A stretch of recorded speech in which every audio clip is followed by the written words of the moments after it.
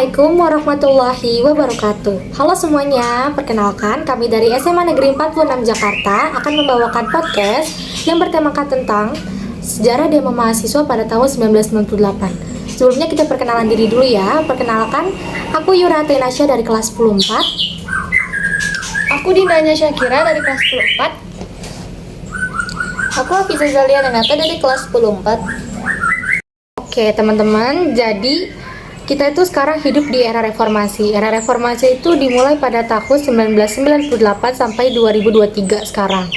Jadi kalau misalkan kalian itu nggak pernah bolos waktu kelas 9 SMP, mapel PPKN, pasti kalian tahu sebelum era reformasi itu ada yang namanya fase Orde Baru. Jadi fase Orde Baru itu dimulai pada tahun 1966 sampai 1998 yang dipimpin sama Soeharto. Nah, banyak banget orang yang udah tahu nih Soeharto itu ngejabat itu selama 3 periode atau bisa dibilang hitungannya itu selama 32 tahun. Jadi sebenarnya di fase Orde Baru itu juga banyak masalahnya, diantaranya itu adanya kolusi, korupsi, dan juga nepotisme. Juga ada yang kedua itu pembangunan yang gak merata. Jadi pembangunan yang gak merata itu maksudnya kayak gimana sih? Pembangunan yang gak merata itu maksudnya pembangunan yang cuma difokuskan di Pulau Jawa. Jadi pulau-pulau semacam Sumatera itu enggak. Tapi buat hari ini, podcast hari ini tuh kita bakal membahas yang lebih dalam tentang demo mahasiswa pada tahun 1998. Jadi sebenarnya pada tahun 1998 itu kenapa bisa terjadi demo itu, penyebab awalnya itu gara-gara krisis moneter. Jadi krisis moneter itu sebenarnya dari awal mulanya itu dari negara mana sih sehingga jadinya itu bisa menyebabkan perekonomian di hampir seluruh dunia itu turun. Jadi mungkin buat pertanyaan itu Dinda tahu ya. Jadi Dinda, apa nih Din? Pertanyaan buat jawaban, kenapa krisis moneter bisa terjadi di seluruh dunia? Oke, awal mulanya itu terjadi di Thailand, dan awal krisisnya itu berimbas ke krisis keuangan yang ada di Thailand. Dan pada saat itu Thailand juga lagi dibebani hutang dari luar negeri yang membengkak, sehingga menyebabkan nilai mata uang baht itu menjadi turun atau jatuh gitu. Jadi awal mula krisis moneter itu bisa terjadi di seluruh dunia itu dari negara Thailand. Ya. Oke. Nah, kenapa sih krisis moneter itu bisa terjadi di Indonesia, bisa masuk ke Indonesia gitu? Mungkin Nata bisa ngejawab. Nata, apa tuh Nat? Jadi tuh menurut yang udah pernah aku baca, jadi perusahaan swasta di negeri kita ini ngutang ke lembaga penerbangan di luar negeri, tapi tenggat waktunya itu pendek. Jadi tuh mereka kayak over PD sama kekuatan ekonominya Indonesia. Tapi bayangin aja, banyak perusahaan di dalam negeri dalam waktu singkat itu pastinya nyiptain ketidakstabilan kayak devisa negara yang makin menipis. Diperparah lagi sama sistem penerbangan di Indonesia yang masih lemah.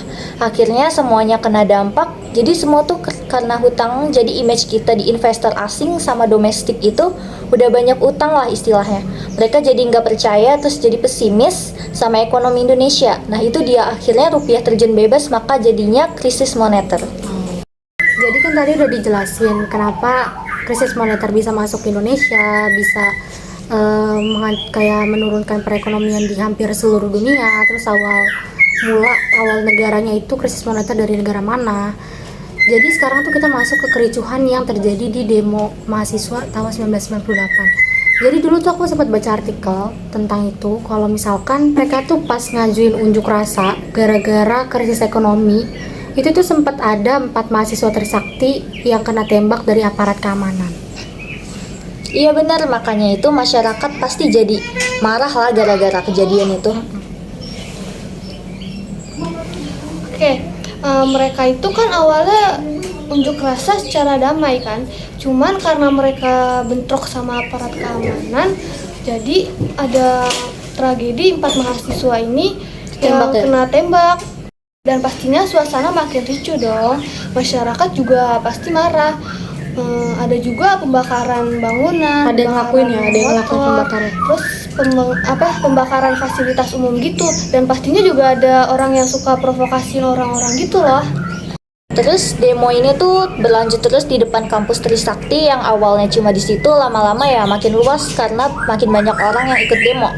Pokoknya mahasiswa Trisaktinya makin gak terkontrol, semua ngelampiasin amarahnya kayak ngerusakin fasilitas umum, pertokoan, dan lain-lain. Sasaran amukan para pedemonstrasi ini juga mengarah ke rakyat Tionghoa, kayak mereka ngelakuin pelecehan, pemerkosaan massal, dan kekerasan fisik.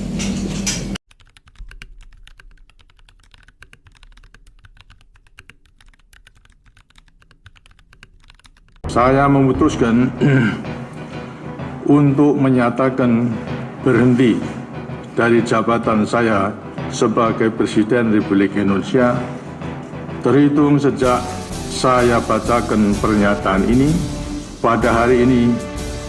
Saya bersumpah akan memenuhi kewajiban Presiden Republik Indonesia.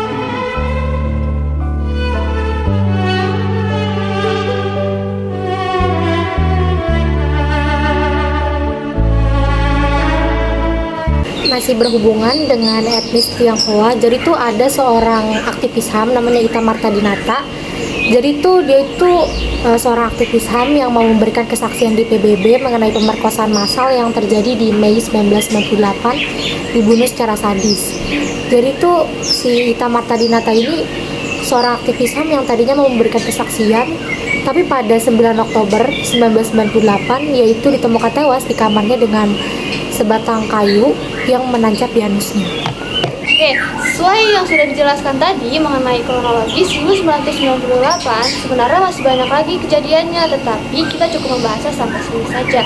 Kalau misalkan tadi sudah dijelaskan mengenai demo mahasiswa, ini bisa berkaitan dengan perspektif sosiologi, yaitu teorinya itu teori konflik sosial.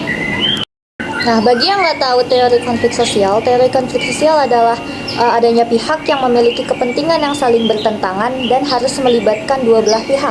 Contohnya itu tadi, yaitu konflik demo mahasiswa 1998. Teman-teman, jadi segitu dulu pembahasan kita atau podcast kita ini mengenai demo mahasiswa pada 1998. Kalau misalkan ada yang kurang silahkan tambahin di komen. Dan makasih buat semuanya yang udah dengerin. Wassalamualaikum warahmatullahi wabarakatuh.